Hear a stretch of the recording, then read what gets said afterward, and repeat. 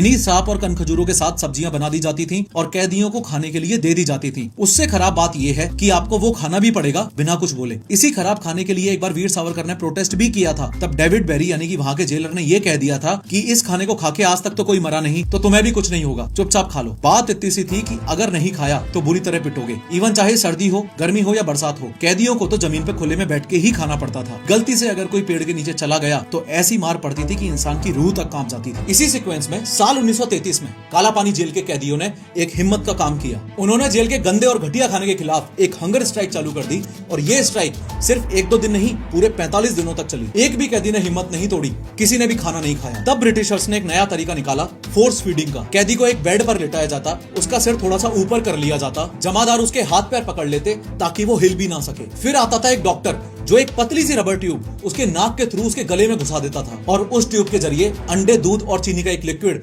जबरदस्ती उसके गले में डाल दिया जाता था। लेकिन कई बार वो ट्यूब फुट पाइप की जगह विंड पाइप में चली जाती थी और जो दूध है वो लंग्स में चला जाता था। महावीर सिंह, मोहन किशोर नामदास, मोहित मोइत्रा जैसे वीर स्वतंत्रता सेनानी इस फोर्स फीडिंग की वजह से ही शहीद हो गए थे। और हाँ, अगर किसी भी कैदी की मौत हो जाती थी तो उसे एक बैग में पैक करके समंदर में फेंक दिया जाता था। याद है मैंने आपको बताया था कि